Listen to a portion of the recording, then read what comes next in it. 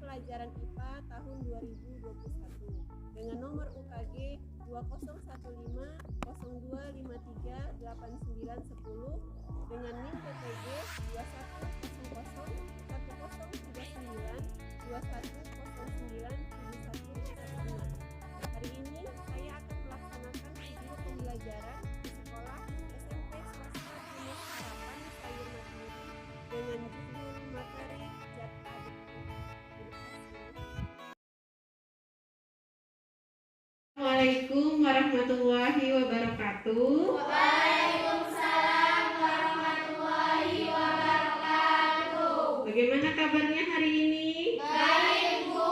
Alhamdulillah. Sebelum kita mulai pembelajaran, kita berdoa. Oke, ketua kelas mana? Oke, Asa, ayo kita pimpin doa ya. Sebelum belajar, marilah kita berdoa menurut ajaran agama kita masing-masing. Doa dimulai. Doa selesai.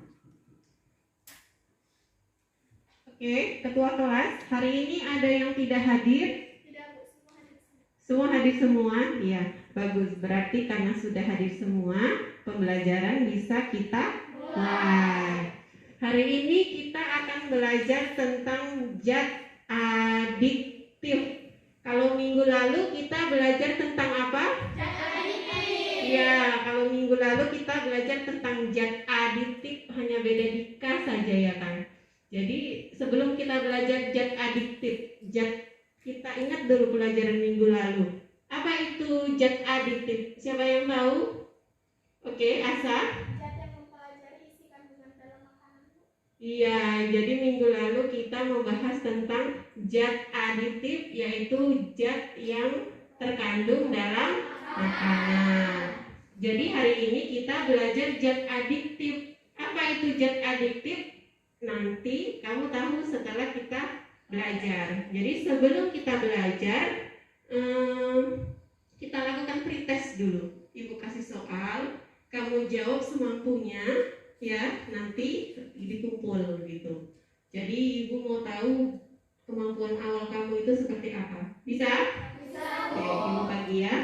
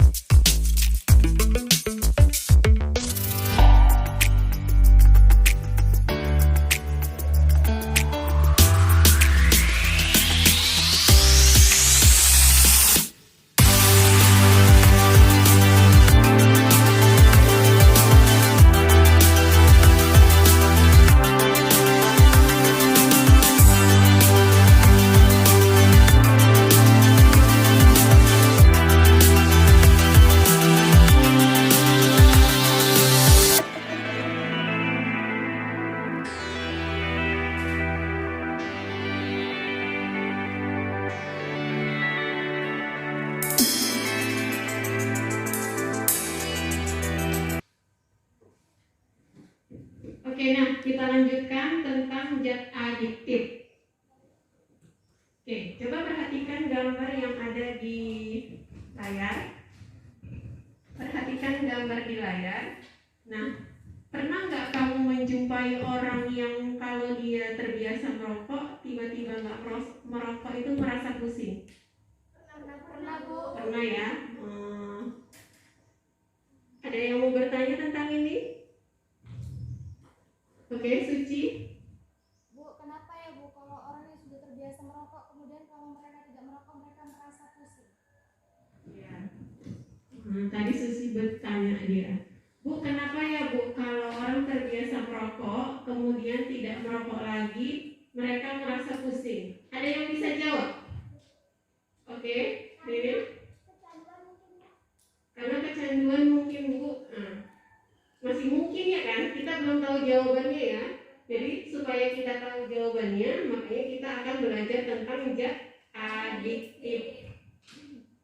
Oke, tujuan pembelajaran kita hari ini melalui praktikum, peserta didik diharapkan dapat menganalisis jenis zat adiktif dan dampaknya terhadap kesehatan. Jadi tujuan pembelajaran kita hari ini saja. Kalau ini sudah tercapai itu berarti sudah bagus lah, ya. Lalu di sini ada permasalahan. Coba siapa yang bisa baca? Oke, Cindy. Coba dibaca.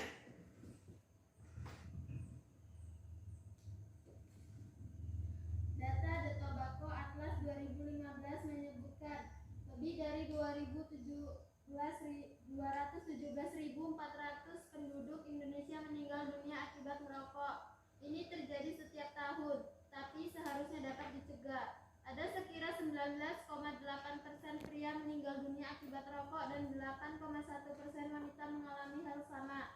Kasus ini dianggap paling banyak dari negara yang lebih maju.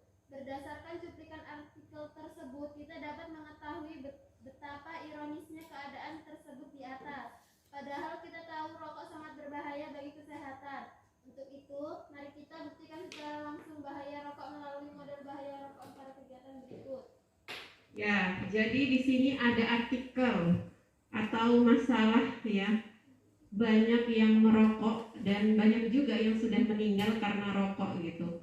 Ada yang mau bertanya tentang ini? Kelompok 1? Pasti? Bu, katanya rokok kan berbahaya. Sebenarnya kandungan apa sih Bu yang dikandung pada rokok? Iya, pertanyaan pertama, Bu, katanya rokok itu berbahaya. Sebenarnya kandungan apa sih yang terdapat pada rokok? Ya. Pertanyaan kedua ada lagi? Bu, Iya. kenapa ya Bu kalau orang merokok dapat kecanduan?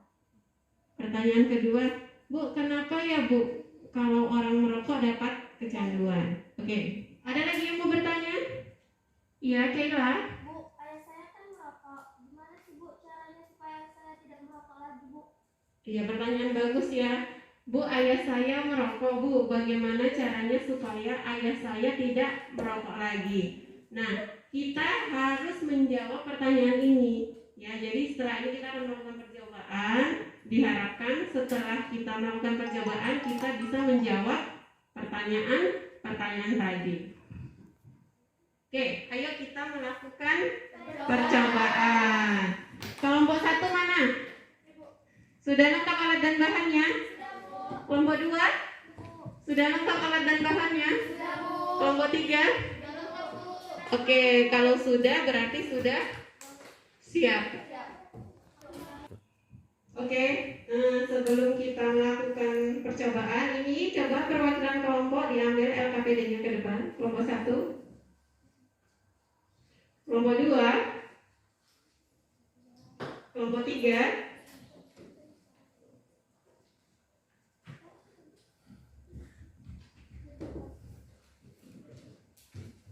sudah?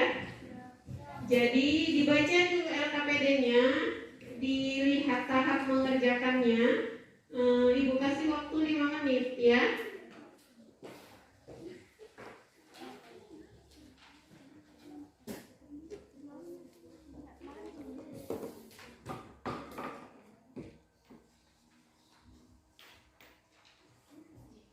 Sudah selesai?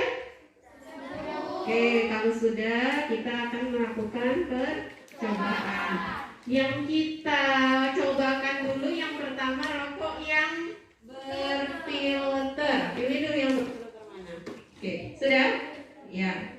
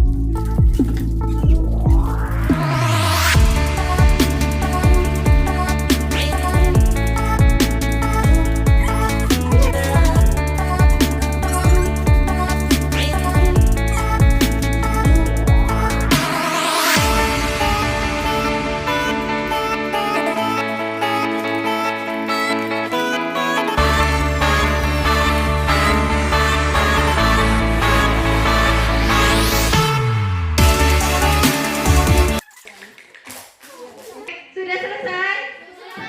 Oke, kalau sudah selesai, siapa yang mau duluan? Oke, kelompok 2, dipersilakan. Ya, di bawah boleh.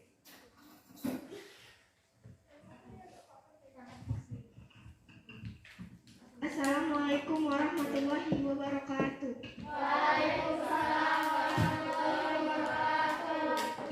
Saya akan mempresentasikan hasil praktikum kelompok 2. Perubahan yang terjadi pada tisu.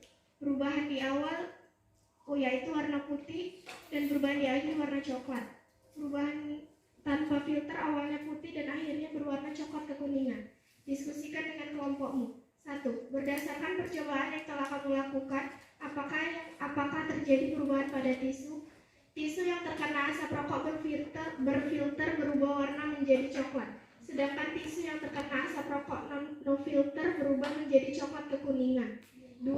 Bayangkan apabila tisu diibaratkan sebagai alveolus pada paru-paru. Apa yang akan terjadi pada paru-paru apabila terkena asap rokok? Paru-paru akan menghitam. 3. Bagaimana hal tersebut dapat terjadi? Karena kandungan zat kimia berbahaya dalam rokok, yaitu tar, nikotin, dan lain-lain. 4. Bahan kimia berbahaya apa yang dapat mengakibatkan rokok berbahaya dan memberikan efek kecanduan pada penggunanya? Tar dan nikotin. 5. Apabila satu batang rokok bisa menghasilkan perubahan pada tisu atau sesuai dengan percobaan peserta didik, maka prediksikan apa yang akan terjadi apabila yang dibakar berbungkus-bungkus rokok, dan bagaimana jika terjadi pada paru-paru, dan dilakukan bertahun-tahun. Noda yang terbentuk akan lebih banyak jika terjadi pada paru-paru, maka paru-paru akan menghitam dan lama-kelamaan akan menimbulkan berbagai penyakit sel kanker. Sekian, terima kasih. Assalamualaikum warahmatullahi wabarakatuh. Selanjutnya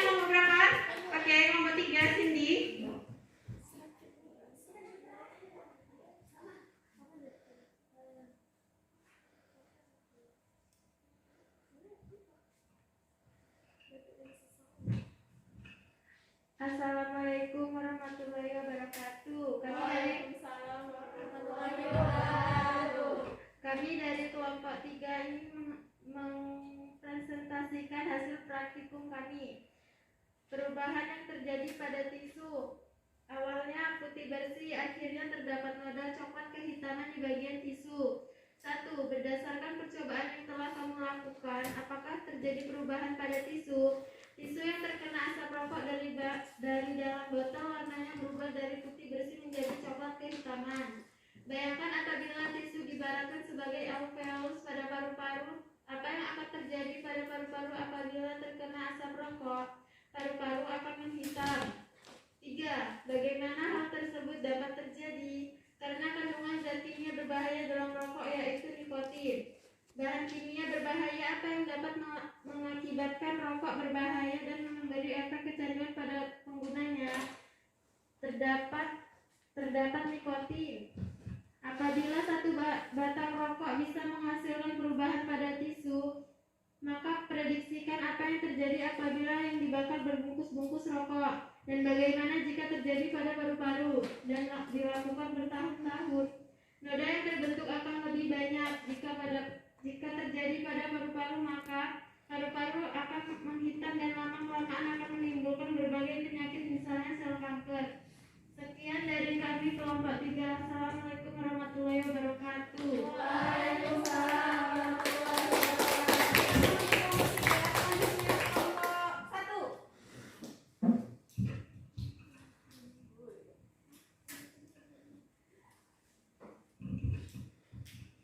Assalamualaikum warahmatullahi wabarakatuh. Waalaikumsalam warahmatullahi wabarakatuh. Kami dari kelompok 1 akan membacakan hasil pengamatan dan praktikum. Perubahan yang terjadi pada tisu yang berfilter, awal putih, akhir juga tetap putih. Perubahan yang terjadi pada tisu yang tidak berfilter, awal putih, akhir juga putih. 1. Berdasarkan percobaan yang telah kami lakukan, apa yang terjadi pada tisu?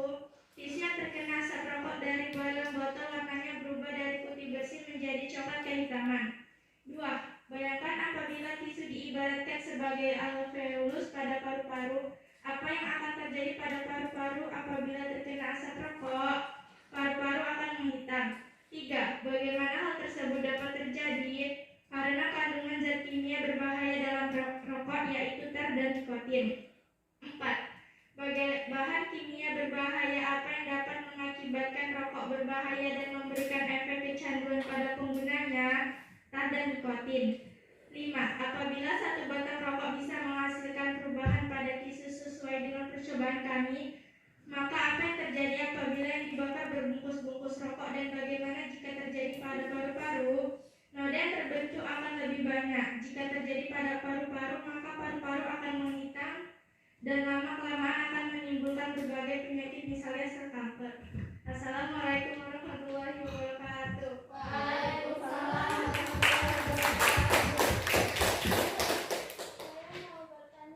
Oh iya, kelompok 3 ada yang mau bertanya, dipersilakan. Mengapa tisu mereka berwarna putih atau tidak ada noda-noda?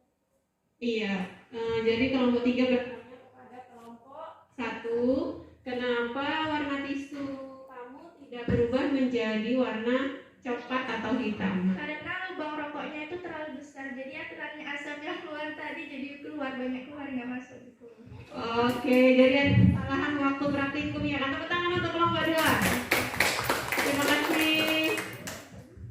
Kelompok 1, Bu.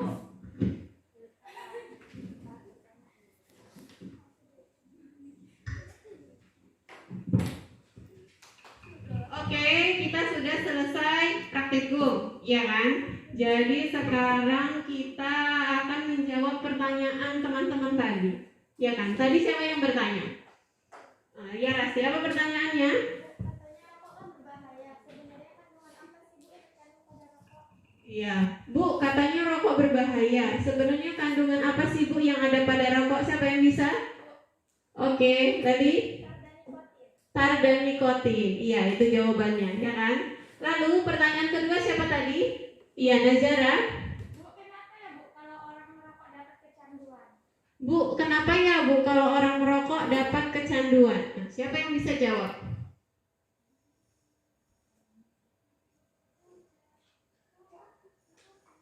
Ada? Siapa? Oke. Iya, karena di dalamnya terdapat zat nikotin. Tepuk tangan dulu, tepuk tangan. Oke. Lalu pertanyaan ketiga, siapa tadi? Ya, Kayla. Bu, ayah saya kan merokok. Gimana sih Bu caranya supaya ayah saya tidak merokok lagi Bu? Ya, Bu, ayah saya merokok. Bagaimana sih caranya Bu supaya ayah saya tidak merokok? Siapa yang mau bertanya? Siapa yang mau menjawab? Sorry. Oke, Najara. Meningkatkan ketakwaan kepada Tuhan, selalu melakukan kegiatan positif, tidak mendekati apabila mencoba rokok, memilih teman yang baik dan bukan perokok, menjalin komunikasi yang baik dengan keluarga. Iya, ada lagi yang mau nambahkan?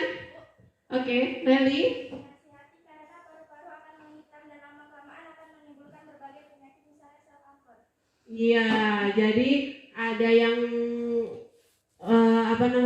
meningkatkan ketakwaan, baru menjelaskan kepada ayah bahwa bisa menyebabkan berbagai penyakit. Tepuk tangan dulu. Lalu ada sebenarnya yang lebih mudah untuk kita menjelaskan kepada ayah kita. Caranya bagaimana? Ya kita lakukan aja praktek yang kita lakukan tadi. Kamu bawa ini ke rumah, ya kan? Ya pinjam dulu rokoknya satu ya. Ayo kita praktek gitu kan. Kita coba. Lalu kan nanti asapnya masuk nih ya kan. Baru kamu tuangkan ke tisu. Baru kamu tunjukkan ke ayah. Lihat nih ya. Hitam, ya kan? Kalau yang berfilter hitam. Yang tidak berfilter pun hitam. Memang lebih hitam ternyata ya yang berfilter daripada yang tidak berfilter. Tapi yang tidak hitam yang mana ya? Yang ini ya.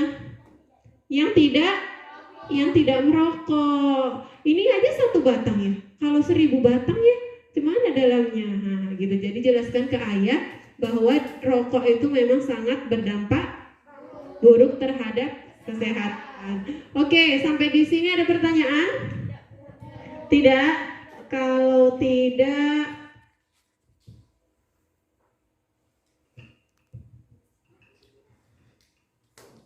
Ibu akan menjelaskan sedikit tentang zat adiktif. Tadi kan kita hanya praktek ya kan, jadi keseluruhan materinya itu kamu belum menguasai sepenuhnya. Oke, ini dia zat adiktif. Zat adiktif itu adalah zat yang pemakaiannya dapat menimbulkan ketergantungan fisik yang kuat dan ketergantungan psikologis yang panjang. Jadi memang ketika kita memakai zat adiktif ini dia mengganggu fisik dan non fisik terganggu.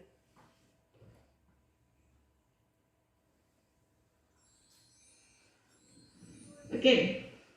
Jadi zat adiktif ini dibagi menjadi 3. Ada tergolong sebagai narkotika, obat atau zat yang berasal dari tanaman ya kan. Baru ada yang sebagai obat penenang. Obat penenang ini sebenarnya obat dalam dunia kedokteran yang dipakai dalam dosis kecil untuk membuat tenang atau tertidur. Tapi sering disalahgunakan. Lalu yang ketiga itu ada alkohol, zat yang diperoleh melalui fermentasi. Jadi alkohol ini ada yang alami, ada yang buatan. Kalau yang alami contohnya apa? Iya, tape. Ketika kita membuat tape, itu kan fermentasi ya kan, dari kulit itu bisa menghasilkan alkohol. Itu alkohol alami ya. Lalu ini narkotika. Narkotika ini dibagi menjadi 4. Ada nikotin. Ini iya, ada kokain, ada opium, ada ganja. Contoh-contohnya ada di atas ya, bisa dibaca ya kan. Nikotin salah satunya terdapat pada tembakau atau dalam rokok ya kan yang kita bahas tadi. Lalu untuk ini dia jenis-jenisnya. Opium itu seperti itu bentuknya ya kan. Lalu ada dimulai dari daun sampai akar ya kan, sampai dikeringkan ya kan. Ini opium. Ini ganja. Ganja ini kalau dipakai orang biasanya dalam lintingan rokok. Gejala pemakaiannya itu gembira, tertawa tanpa sebab. Jadi senyum-senyum sendiri, senang-senang sendiri, happy aja bawaannya. Santai, lemah, tapi ada dampak negatifnya juga, mengantuk, menguap, dan yang paling penting tidak bisa mengendalikan diri. Ini yang bahaya. Lalu yang kedua ada opium. Opium sama juga pemakaiannya membuat gembira berlebihan, bicara sendiri, kadang membuat gaduh gitu, ya kan? Tapi ada juga dampak negatifnya, mual, susah BAB, pupil mata mengecil, napas terasa berat. Kokain sama juga, suka bicara, gembira berlebihan, gaduh, gelisah, detak jantung meningkat, demam, nyeri, perut, mual, dan muntah. Sementara kalau nikotin ini ada pada tembakau. Dampaknya itu gelisah. Kalau terbiasa merokok tiba-tiba nggak merokok, inilah gelisah. Pertanyaan yang tadi ya kan. Kenapa? Karena betul jawabannya, karena kecanduan. Jadi ada rasa gelisah, mengamuk, mengantuk, malas, daya pikir menurun, bicara dan tindakan menjadi lambat. Jelaskan tadi? Oke, kalau sudah LKPD-nya dikumpul ke depan tiap kelompok.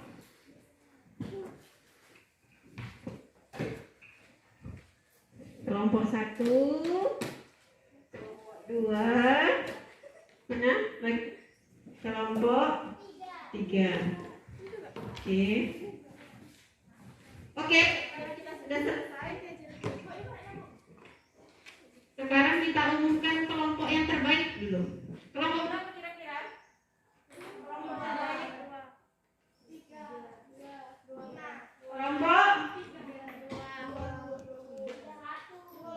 Kelompok 3. Oke, selamat untuk kelompok 3 karena materi kita sudah selesai. Jadi kita melakukan post test. Ibu kasih tugas dikerjakan, Ibu kasih lagi waktu 10 menit ya. Oke.